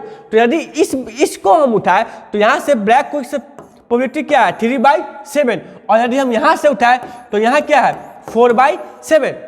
दोनों से हमको ब्लैक बॉल की नीड है, जरूरी है। तो यहाँ से आप क्या कीजिए, इन दोनों का आप, यह आपको अभी नहीं जानना है, तो जब इन दोनों पे आप वर्क कीजिएगा तो यहाँ से आप कुछ भी उठाइए, आपकी प्रोबेबिलिटी 1 आएगी, और यह जो है बैग के उठाने की प्रोबेबिलिटी है, यानी कि 1/2 × 1 यानी कि 1/2। यह जो ऑप्शन है, यह ऑप्शन नंबर डी बिल्कुल सही जवाब है। अभी आपको शायद यह समझ में ना आए क्योंकि आप क्लास 8 के स्टैंडर्ड के बच्चे हैं और यह आपके स्टैंडर्ड में है ही नहीं। फिर भी मेरा काम था आपको बताना, लेकिन बस आपको इतना जानना है कि इस सवाल का जो जवाब है वो ऑप्शन 4 है। 1/2 is the correct answer for that question. आप देख सकते हैं मेरे बच्चे ने यह भी सही किया है। अब आइए हम लोग आते हैं अपने नेक्स्ट सवाल की ओर। Question number 39, what is the probability क्या है that the number selected from the number 1 to 3 से 30, 1 से 30 तक का नंबर है, उसमें से कोई एक नंबर आपको उठाना है, तो क्या प्रोबेबिलिटी है कि वह नंबर प्राइम नंबर ही हो। तो पहले 1 से 30 तक में कितने प्राइम नंबर है, 2 है, 3 है, 5 है, 7 है, 11 है, 13 है, 17 है, 19 है, 23 है, 29 है। तो 1 2 3 4 5 6 7 8 9 10, यानी कि 1 से 30 तक में 10 प्राइम नंबर है मेरे पास। उनमें से उस 30 नंबर में से हमको एक नंबर उठाना है। क्या गारंटी है, क्या संभावना है, क्या प्रोबेबिलिटी है कि वह प्राइम नंबर ही हो। तो हमको मालूम है कि वह मेरे फेवरेबल आउटकम्स है कितने, 10। टोटल आउटकम्स कितने हैं, 30, यानी कि प्रोबेबिलिटी क्या हो गई 1/3। Option number 3 is your right answer. Next सवाल हमारा क्वेश्चन नंबर 40। इन इंडिया, आपको मालूम है कि इंडिया डाइवर्स कंट्री, इंडिया विविधताओं का देश है। इसी इंडिया में हमारे पास हमारे ऐसे भाई बहन हैं जो बंगाली बोलते, जो उड़िया बोलते, जो मलयाली बोलते, जो भोजपुरी बोलते, कुछ भी बोल सकते हैं।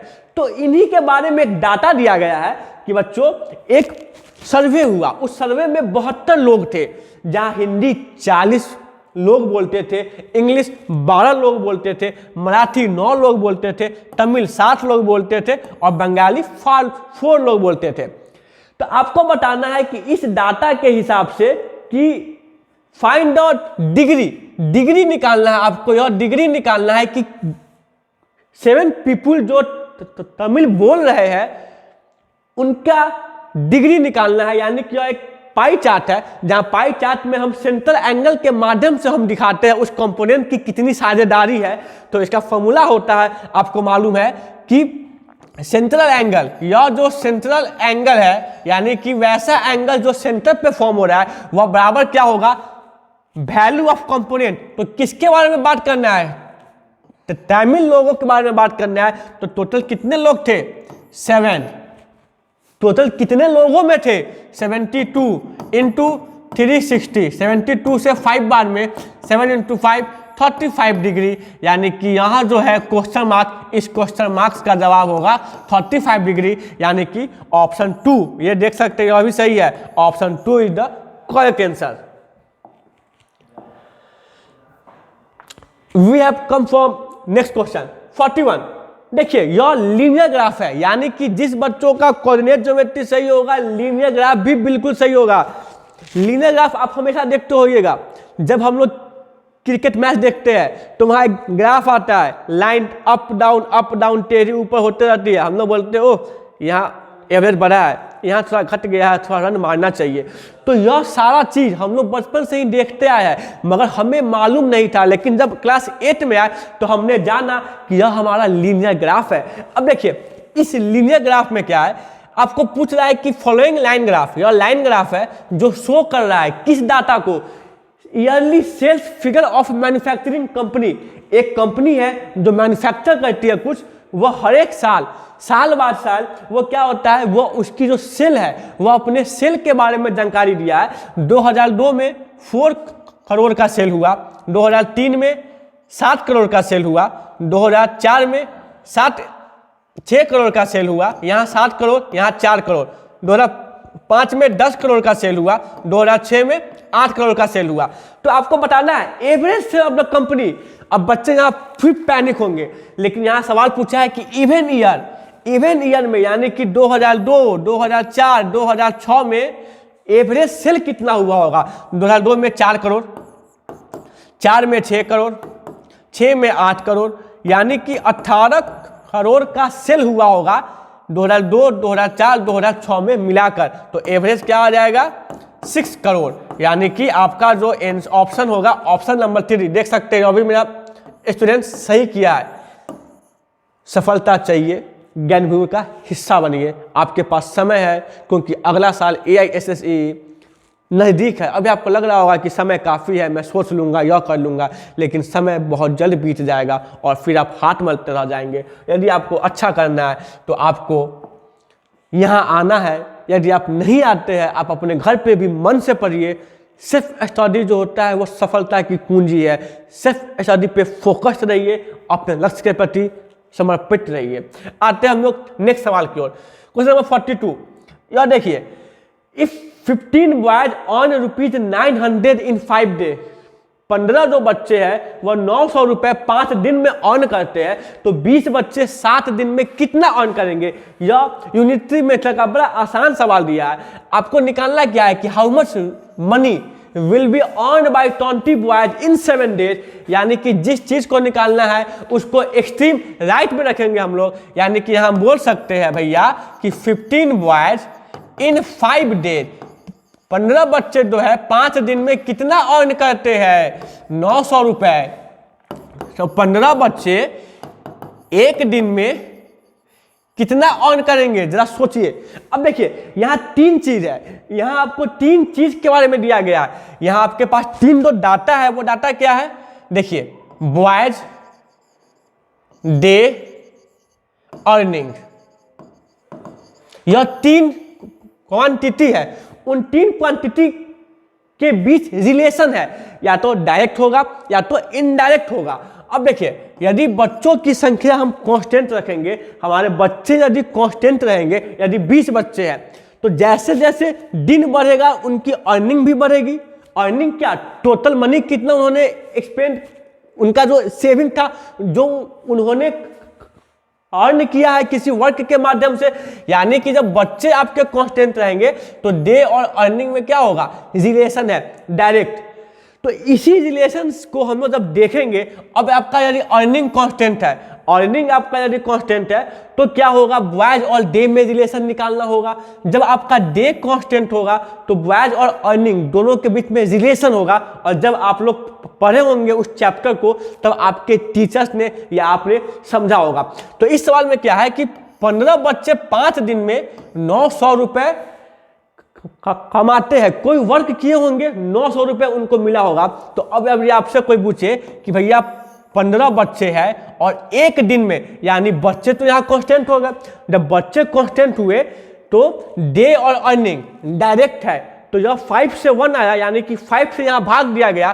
तो यहाँ भी 15 दिन में 15 बच्चे एक दिन में कितना कमाएंगे, 180 रुपए।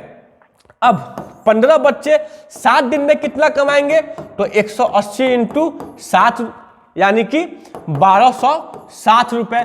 अब देखिए, अब यहां निकालना है 20 बच्चा, तो ठीक है, अब इस 15 बच्चे को 20 बच्चे में लाएंगे, तो एक बॉय 7 दिन में कितना कमाएगा, 180 इंटू 7 बटा 15।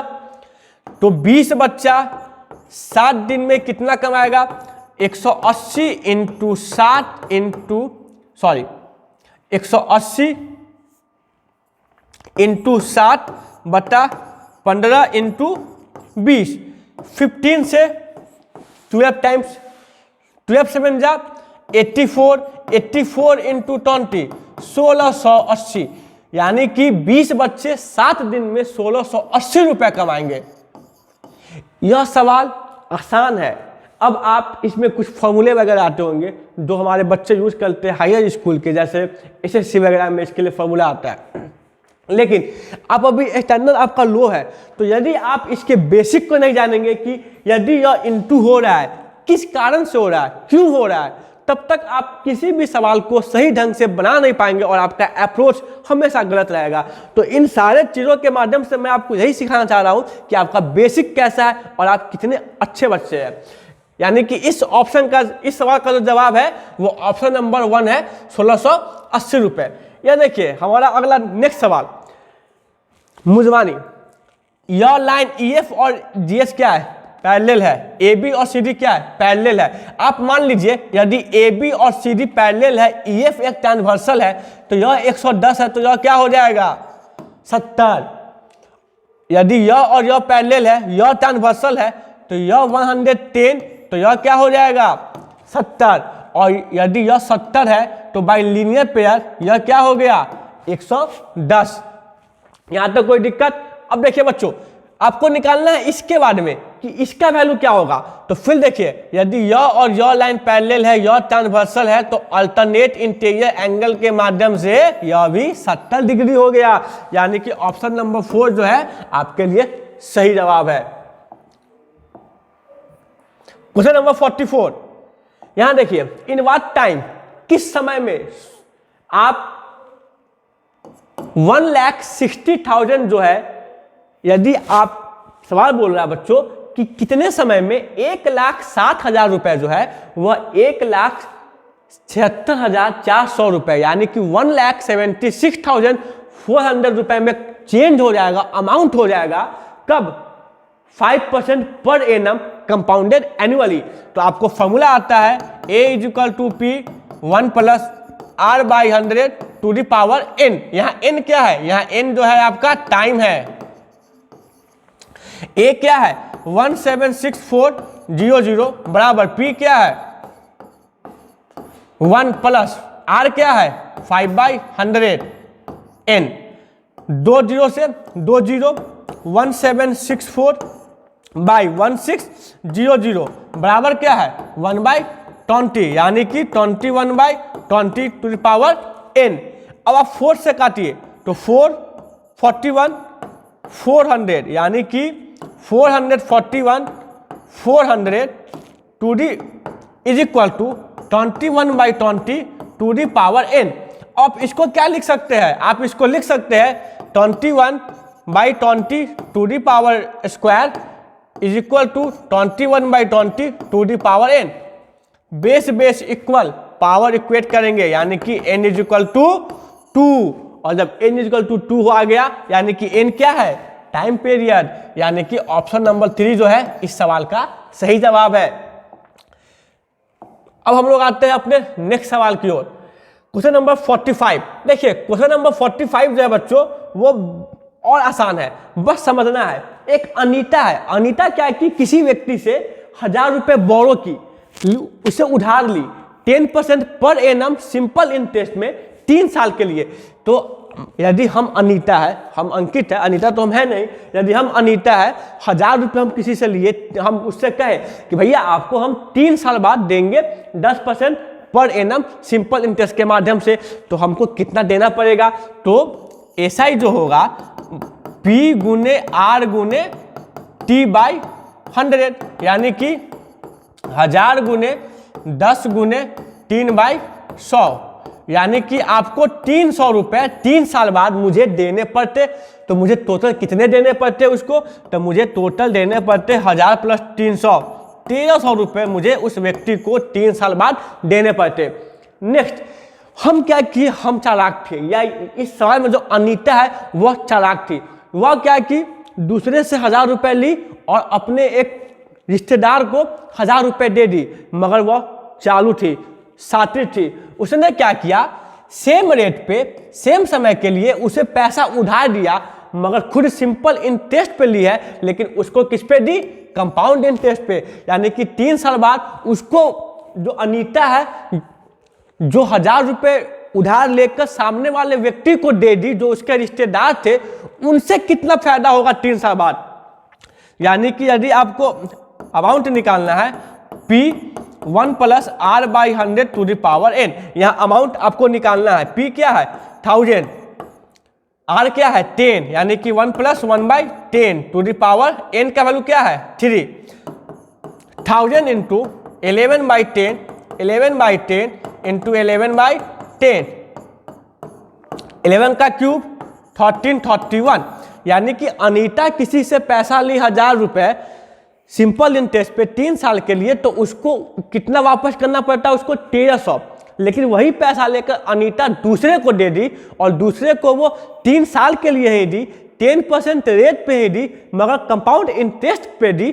तो अब उस अनीता को कितने पैसे वापस मिलते, तो 1331 रुपये। अब 1331 रुपये वो वापस ले लेती और वह जिससे ली थी 1000 रुपये उसको 1300 रुपये दे देती। तो कितना का गेन हुआ, 31 रुपये का गेन हुआ। यानी कि इस सवाल के लिए ऑप्शन नंबर 4 करेक्ट आंसर है। अब आइए, अब हम लोग आते हैं अपने अगले सवाल के लिए कि अगला सवाल क्या है। Mohan can do a piece of work in 25 days. Mohan किसी काम को 25 दिन में करता है अकेले, और रोहन जो है उसी काम को अकेले 20 दिन में करता है। They work together for 5 day. वह दोनों साथ में 5 दिन तक वर्क करते हैं। उसके बाद मोहन जो है वह उस वर्क को छोड़ दिया। In how many day. तो अब रोहन अकेले जो रिमेनिंग वर्क है उसको कितने दिन में पूरा करेगा। तो देखिए, यदि कोई वर्क है उस वर्क को मोहन 25 दिन में करता है, यानी कि एक दिन में 1 डे में मोहन कितना पार्ट करेगा, 25 दिन में वह काम कंप्लीट होता है। 25 दिन में वह होल वर्क कंप्लीट।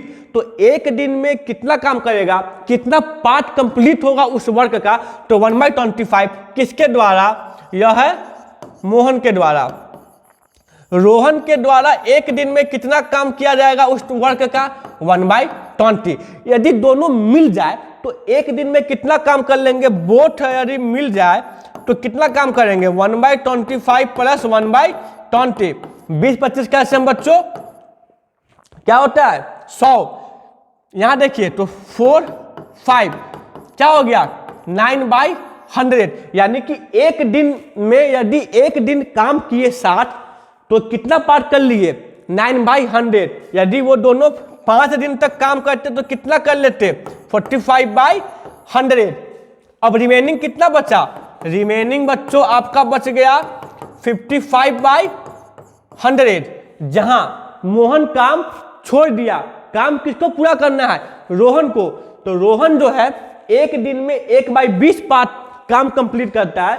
तो इतना काम कितना दिन में कंप्लीट करेगा, यानी कि 1/20 पार्ट जो है वो कंप्लीट करता है एक दिन में।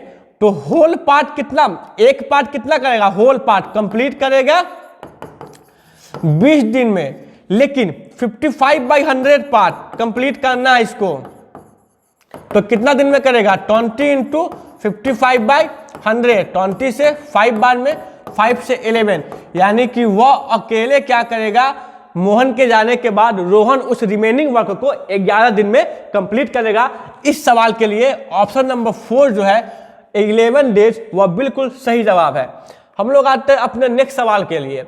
यहां देखिए, यह सवाल बोनस को मिलेगा क्योंकि इस सवाल का जो ऑप्शन है वह ऑप्शन ना ए है, ना बी है, ना सी है, ना डी है। यानी कि ना 1 2 3 4 कोई भी ऑप्शन इस सवाल के लिए सही नहीं है।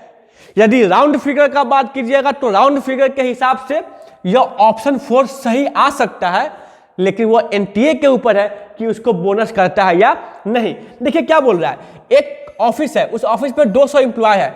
सब एम्प्लॉय को खाना खिलाया जाता है। उन सारे 200 एम्प्लॉय के लिए 20 दिनों का भोजन है। यानी कि उस 20 दिन के भोजन में, यानी कि यदि हर दिन 200 एम्प्लॉय खा रहे हैं तो 20 दिन में कितना एम्प्लॉय हमारे खाएंगे, 4000 एम्प्लॉय हमारे खाना खा सकते हैं। उतनी राशन मेरे पास है। लेकिन यदि 90 उस ग्रुप को छोड़ दे तो रिमेनिंग कितने बचे मेरे पास, 110। यानी कि अब यही 110 आदमी मेरे पास है जो 4000 व्यक्ति का खाना खा सकते हैं। तो कितने दिन में कंप्लीट करेंगे, तो 4000/110 0 क्या आ गया, 400/11। 11 3 33 70 36.3 डेज। यह इसका सही जवाब है। मगर इस ऑप्शन के न 1 है, ना 2, ना 3, ना 4, यानी कि कोई भी ऑप्शन नहीं है जिस ऑप्शन में इस सवाल के लिए सही जवाब छुपा हुआ हो। हमारा सही जवाब 36.3 डेज है। तो अकॉर्डिंग टू मी, यदि आप नियरेस्ट वैल्यू देखिएगा तो 30 आप मार सकते हैं, नियरेस्ट वैल्यू के हिसाब से, नहीं तो शायद एनटीए इस सवाल को बोनस दे सकता है। हम लोग आते हैं अपने नेक्स्ट सवाल की ओर, जहां हम लोग बस 2-3 सवाल और हमारे पास है, जहां हम लोग आसानी से यह जान सकेंगे कि हमने इस एग्जामिनेशन में कितने मार्क्स स्कोर किए हैं अपने मैथमेटिक्स के पेपर में। सवाल ना आसान है ना हार्ड है, सवाल मीडियम है आपके लिए। क्वेश्चन नंबर 48, बस मंजिल नज़दीक है, हम और आप मंजिल के करीब है कि हम लोग जान सके कि हमारे मैथ में कितने मार्क्स आए हैं इस बार के एग्जाम में। 5 pipes are required to fill a tank in 1 hour 36 minute. 5 pipe है जो रिक्वायर्ड है एक टंकी को भरने के लिए। यदि उन 5 पाइप को खोला जाए तो वह 5 पाइप मिलके उस जो टैंक है इसको 1 घंटा 1 hour 36 मिनट में फुलफिल कर लेंगे। तो यदि 5 पाइप फिल करता है 96 मिनट में, तो एक पाइप कितना मिनट में फुल करेगा? जब 5 पाइप थे मेरे पास तो हमने 96 मिनट लिया उस टंकी को फुलफिल करने में। पाइप का संख्या घटाएंगे तो समय बढ़ेगा, यानी कि एक पाइप जो है वो 96 × 5 मिनट लेगा। अब 2 पाइप यदि हम रोक दे, यदि मैंने 2 पाइप को रोक दिया, यानी कि 3 पाइप से फिल करना है उस टंकी को, तो कितना समय लेगा? 160 मिनट। ऑप्शन देखेंगे, ना ना ना, हाँ। ऑप्शन नंबर 4 2 hour 40 मिनट जो है इस सवाल का सही जवाब है। हम लोग 2 क्रम दूर। 49, यह भी बड़ा अच्छा सवाल है और बच्चों को इसने कंफ्यूज किया है, क्योंकि मुझे भरोसा है 60% बच्चों जो है यह ऑप्शन सेम है, मगर यहाँ यूनिट मीटर है और यहाँ मीटर स्क्वायर है और आपको निकालना है हाइट। समझे? यहाँ बच्चों आप लोगों ने गलती किया है। अब देखिए इस सवाल में curve surface area of cylindrical pipe, cylindrical pipe जो है उसका कर्व सरफेस एरिया CA से क्या होता है? 2 पाई RH कितना है? 2 pi x² plus x minus 132 metre. 2 pi cancel out, RH। अब R का वैल्यू क्या मालूम है हमको? x प्लस 12, यानी कि x प्लस 12 इंटू h बराबर क्या है बच्चों? x² plus x minus 132। इसको यदि आप सॉल्व कीजिएगा तो क्या होगा? x² plus 12x minus x minus 11x, 12x minus 11x minus 132, x plus 12 into h, यहाँ से हम कॉमन लेंगे तो x plus 12 minus 11 x plus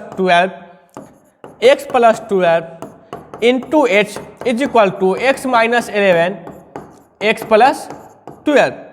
यह कैंसिल आउट, यानी कि h का वैल्यू x माइनस 11 मीटर, यानी कि ऑप्शन नंबर 3 जो है बच्चों वो इस सवाल का सही जवाब है।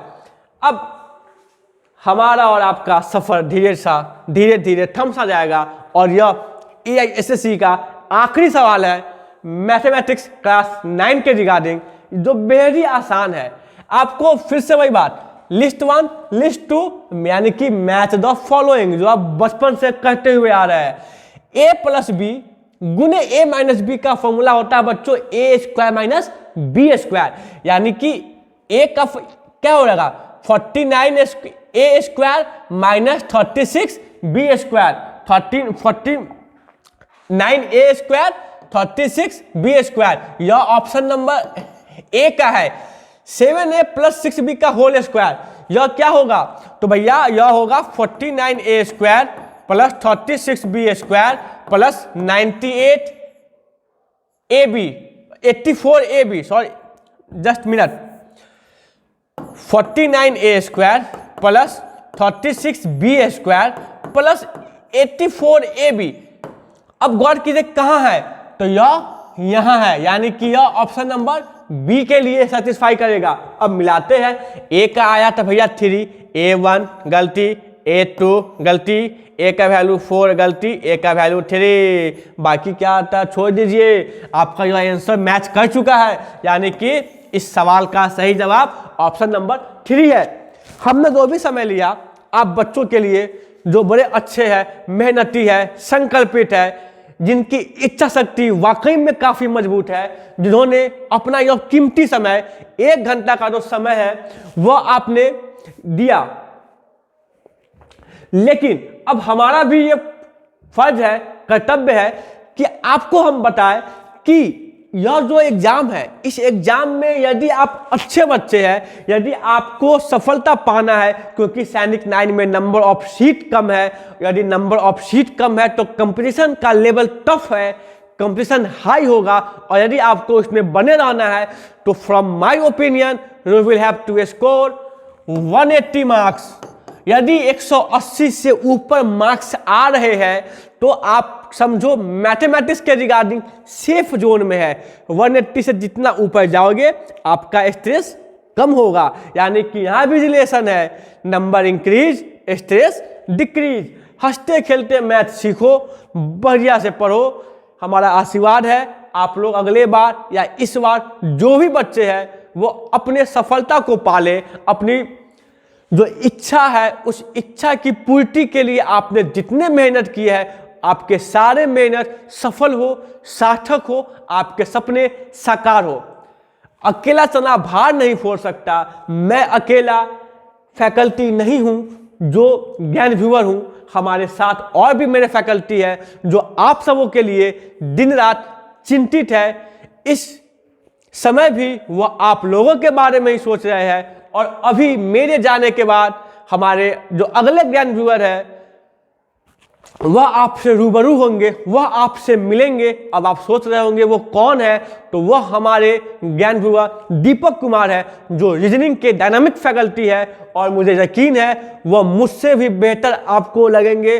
वह उनका पढ़ाने का जो ढंग है, उनका जो नेचर है वह मुझसे भी बेहतर होगा, और आप बच्चे का जो भी डाउट हो रीजनिंग के रिगार्डिंग उसको वो कम समय में दूर करने की कोशिश करेंगे।